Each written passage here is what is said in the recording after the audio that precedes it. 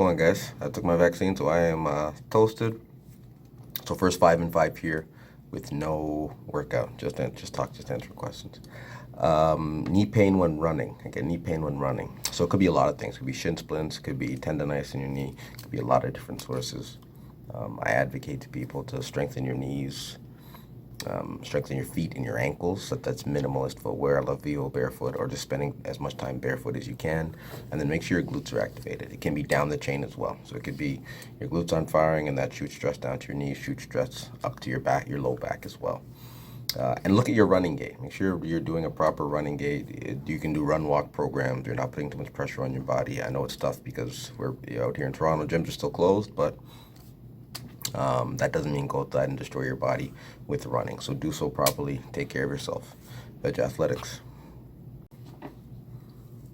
I think I've already been through this one before. How do I make my workouts harder if I don't have access to heavier weights? If I don't have access to a lot of equipment and heavier weights?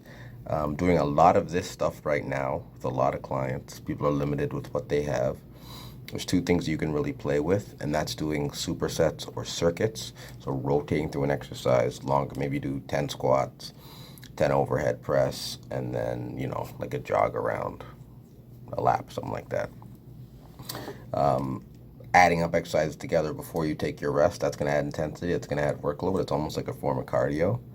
And then slow down the tempo. Almost any exercise, if you slow it down, especially the eccentric where you're lowering the weight and your muscles are lengthening, that's going to make it harder. It's going to make it much harder at the same weight. So those are ways you can add intensity to your workouts, make your workouts harder without buying more stuff.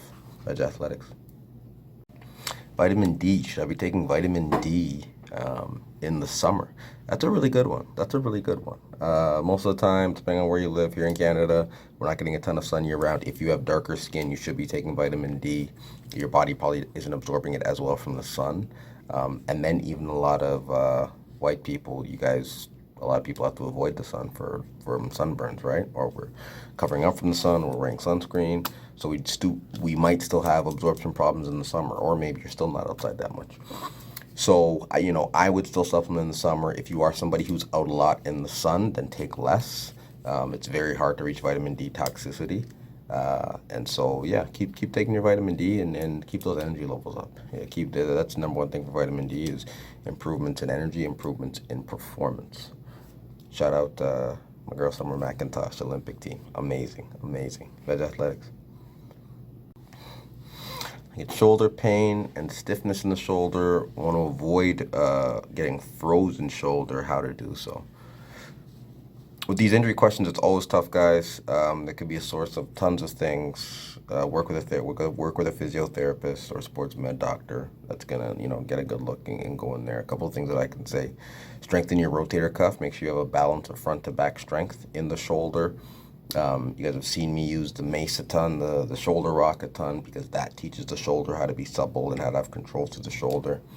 And then massage is great. I have a massage tool, boomstick, and then I have the pain belly, both big metal massage tools that I'll use to dig into my shoulders and relieve that tightness and hypertonicity. They're actually great for that, for having that tightness. A lot of the time that tightness is just psychological. It's just your nervous system tensing up from something. But yeah, aside from a full physiotherapy rehab program, we'll look into that stuff. Est-ce que marcher moins pire peut perdre le corps? Bien sûr. Quand tu marches, ton corps utilise plus de corps pour l'énergie. Alors, c'est mieux pour... ça prend plus de temps, mais c'est plus facile. C'est plus facile que courir, que lever le poids. C'est bon pour des gens qui ont moins d'énergie, ont plus de temps. C'est belle parfois quand tu marches dans la rue, dans la ville, dans le parc, quand tu fais de randonnée, choses comme ça. Tu peux perdre beaucoup de gros. Beaucoup de bodybuilders utilisent pour moins gros. Ben là.